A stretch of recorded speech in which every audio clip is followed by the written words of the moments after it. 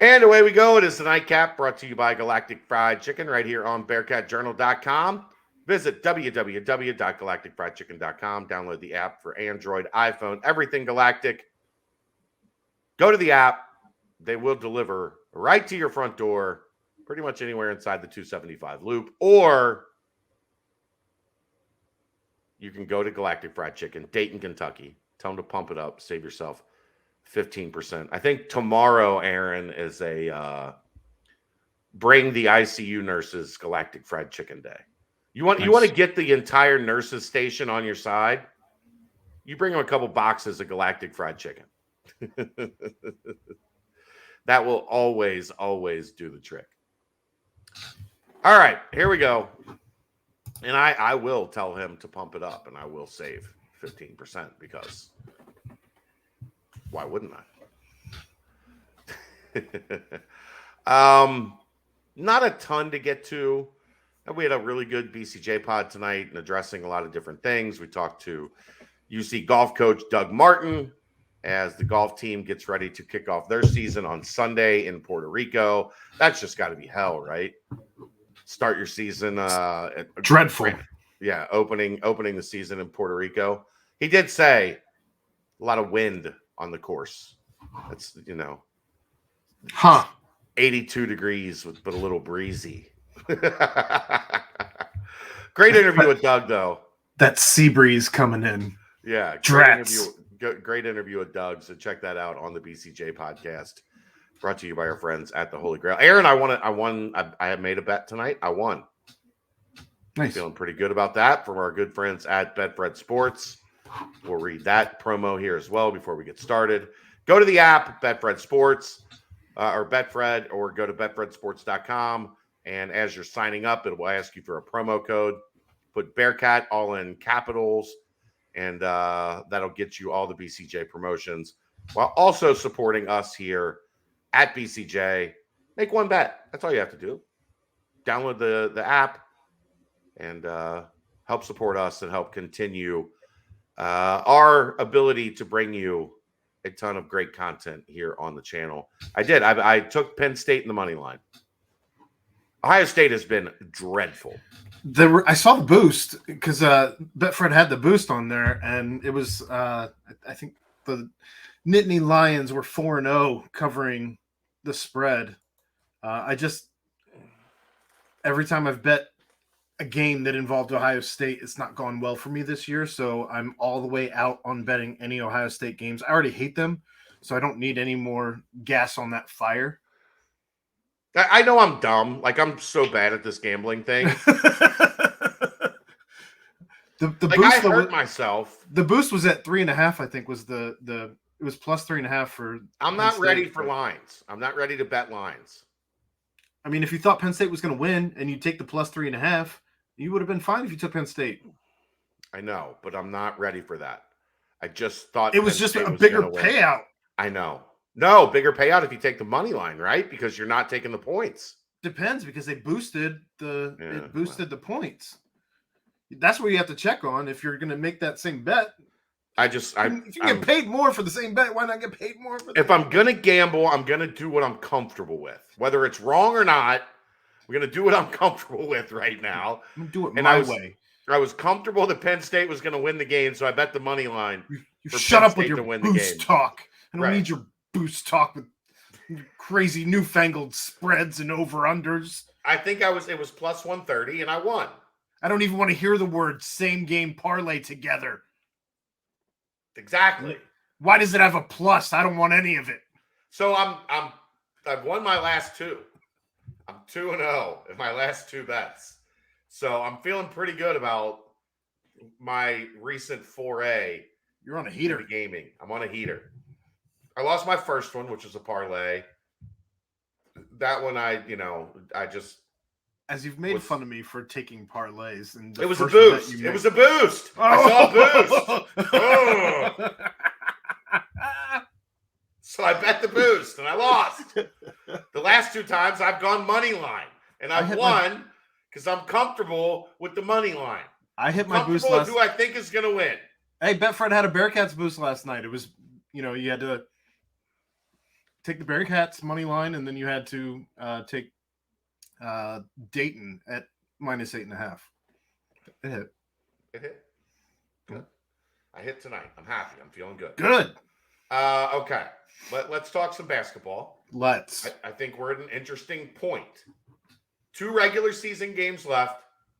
Conference tournament. Cincinnati is at 19-10.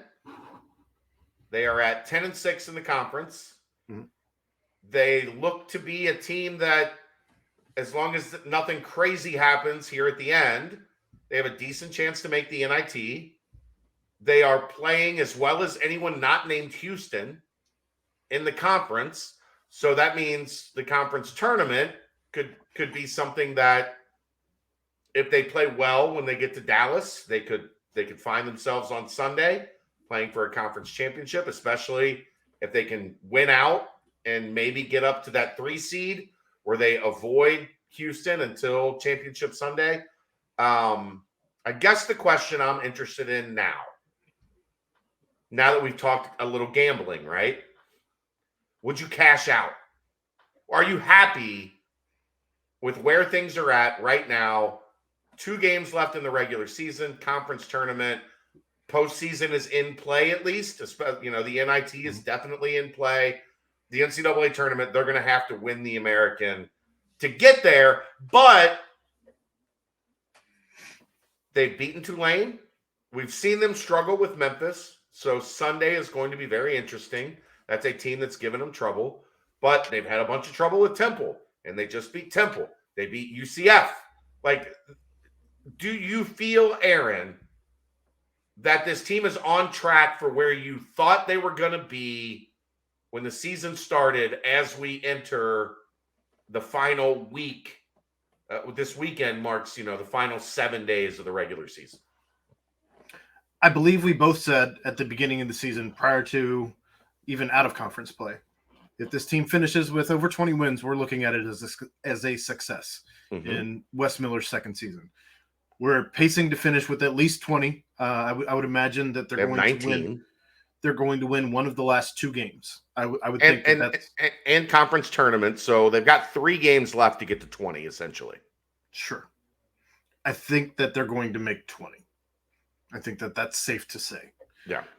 So I think that I don't want to go back on my word now, just because we dropped some games where I would have never in a million years thought we would have lost to ECU at ECU. Of course, you have, again, the broadcaster NKU. passing away. Yeah, the ECU game. Yeah. Right. And NKU being another one where would have never thought in a million years that they would have lost that game.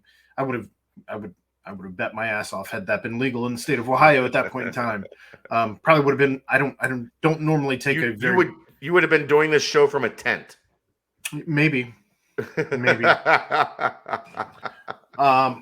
So I don't know. I mean, I still view it as a success. You can't get nitpicky and get lost in the weeds when you're looking at the body as a whole, as opposed to some of the games that you didn't expect them to lose. I view it as a more successful season than North Carolina. And they were just. Although now UCF lost again to USF, so they're no longer a quad 1 win. So UC lost their quad 1 win. They've still got the same number of quad 1 wins as North Carolina. Which is why Wes says I don't get lost in the quad 1, quad right. 2, and all of that, because it's always changing and it makes sense. What concerns me, though, 14-3 at home, 4-5 away. I don't love that record, 4-5 away. That's not great, especially when you look at the teams above them that you want to be. Houston being 15-2, 9-0 on the road, which is crazy. Memphis 12-1, 6-5 on the road, at least above 500. It's about a wash. It's still above 500. Tulane 10-2, 5-3 on the road. I don't love the way that this team has played on the road. We still are looking for them to win the big game. I don't think UCF was the big game. No, look, man, I know they lost to Houston. Temple was a big game in its own right, in that Wes had not beat Temple. I know they lost at Houston. I walked away from that feeling as good as I have about this team in I 3 agree. years. I'm not mad that they lost that game, but they still have not yet won a big game under Wes Miller. Outside of Illinois. On the road. Outside of Illinois, I guess. Even at home, I don't know that they've won. Like, I mean, you haven't really beat had any Xavier this year. You haven't beat Houston. You haven't beat. Has West beat Memphis yet, or is he 0-3 against Memphis? I don't think he's beaten them yet. I didn't think so either. So I guess that's where I'm at right now. I want to see Cincinnati take out one of the teams above them because look, next year. Look, Tulane was above them. They beat Tulane. Temple was above them. They beat Temple. We'll see. I just mean it. We didn't know at that time though that Tulane was going to be. That's no. My point is, if you want to be the second best, third best team in this conference, you have to beat those teams. And yes, sure, you beat Tulane. Tulane is second, and they beat Tulane 1 of 2. So fine. You're 1-3 against those teams at this point. 1-4. They beat Temple last night. I'm saying Tulane, Memphis, and Houston are the teams currently above them. You're 1-4 against those teams. They're tied with Temple, and they've beaten Temple. So 2-4 with teams in their weight class, if you will. Well, if we're adding them in, then they'd be 2-5. 2-5. No, they didn't lose. They'd be 2. They did. Lost to Temple once. 2-5, yeah. I know what you're saying. I'm not disagreeing. I'm just saying it's still not great against that. If you're slotting Cincinnati in as one of the top tier teams, but they're also not as, especially with the injuries, they're not as talented as most of those teams, and most of those teams have a little more at the top. And I'm still saying Cincinnati's had a successful season. I know, but I'm just frustrated where you can't get over that hump, right? They have yet to get over that hump, I guess. They have the opportunity. You have the opportunity to continue and roll. If you can beat Memphis, if you can make some noise in the tournament, that'd be showing me something. That would really be planting your flag in your last season here in this conference before every game is a Memphis and Houston or better. Sure. And you'll find out when you get to the Big 12, there are going to be some rosters that are a good matchup for you, some rosters that are a bad matchup for you. Wasn't trying to get too far into that. I know you don't like to get ahead of ourselves, but that's going to be the thing that people don't take into consideration. They just look at it as static, as every team in the Big 12 is great, and Cincinnati is still building, and that means every team in the Big 12 is going to be a bad matchup for UC. But I don't believe that to be the case. Well, I know, but people, that's where the fear is that, people have about next year. But then you look at Temple hasn't been, they're better this year. They weren't good last year, but they had a roster that gave Cincinnati trouble. We don't know what this roster is going to look like going into next year. Well, and we also don't know, we don't have the knowledge of the Big 12 yet to say, okay, well, maybe Cincinnati, maybe Iowa State is really good, but for whatever reason, Cincinnati gives Iowa State problems. Mm-hmm. Or we don't know that dynamic yet going into the Big 12, which is what's exciting. You don't know what you don't know. Exciting and terrifying about next year. Maybe you find out, oh shit, all of those 8 teams that are remaining in the Big 12 are a bad matchup for UC. For all sorts of different reasons. Or you find out, you know what? There's 3 or 4 of them that UC held their own. UC got a win at home, played close on the road. We just don't know yet. So I'm not, that's why I don't stress about that, because I want to see it before I make, a rash judgment on it. But I would say just more, I get what you're saying in terms of the top of the roster or the top of the schedule. I would say they just left too much stuff on the table at the bottom, because they very easily, if you don't shit down your leg at NKU, that you add one, that second half, you add one to the win column. If you close out ECU, you add one to the win column. Right. You take maybe if Vic doesn't go down against, or even if Rob doesn't go down against Tulane, I think they beat Tulane. So now all of a sudden you're looking at 22-8 or 22-7. Yeah, it would be 22-7. And it doesn't have anything to do with, outside of Tulane, which you had a 16-point lead in the second half. It doesn't have anything to do with Memphis or Houston or what. Like, you had that stuff under your control. But I guess I'd still be making the same points in that you're not. Okay, but I don't care if you're still making the same points. I'm making a different point.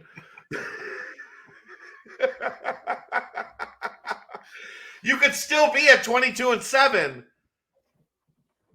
and have this. Your argument could still be valid, and they would be 22-7. The away record, 22-7. The away record would look better. Yeah, because you would have won at Tulane, you'd have won at ECU. Right. So then you would be over 500 and hitting that mark that right. you talk about. Right. I still I was one of the first. I worry about this team on the road. Mm-hmm. I was one of the first, if not the first, person with a pulpit covering UC that talked about, hey, this team has got to get better on the road. But what I will say, Aaron, they got better on the road. Now, some of the results weren't there that should have been, but they got better. Like last year on the road, they were embarrassing. They were dreadful on the road. At least this year we got to watch a bunch of close road games that you didn't want to turn off with 14 minutes to go in the second half. There's that.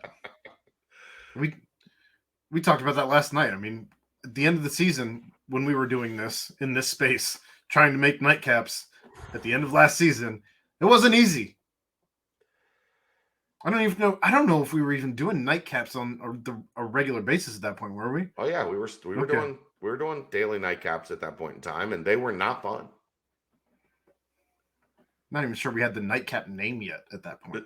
No, we did. And Chad was doing a bunch of this.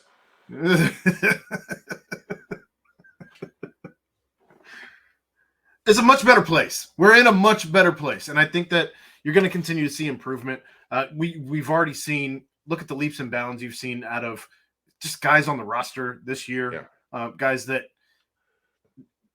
Kalu, guys like Odie, JD, Vic, JD, Odie, Dave, Micah, Landers, Micah. Like, if they've played a lot, but Dan Skilling's with a career high last night. Like, I feel pretty good, even if this goes south the last 2 weeks. I feel pretty good about what we saw in this season. Do I feel great about year one in the Big 12? No. But I don't know what the roster is going to look like in year one of the Big 12 yet. We'll get there. We're not there yet, but we'll get there. I just think it's important to say we're in the home stretch. And I think reasonably, we're in the realm of what you thought reasonably this team could do. Was it a wild success? No. Was it a colossal failure? No. Is there reason though to have given Wes Miller an extension? And I think you're there. Yeah. It will go to your favorite show. Overrated, underrated, properly rated. This season, properly rated. Mm-hmm. There you go. That's going to wrap it up. We'll see you Saturday. This is the Nightcap, brought to you by Galactic Fried Chicken, right here on BearcatJournal.com. See ya!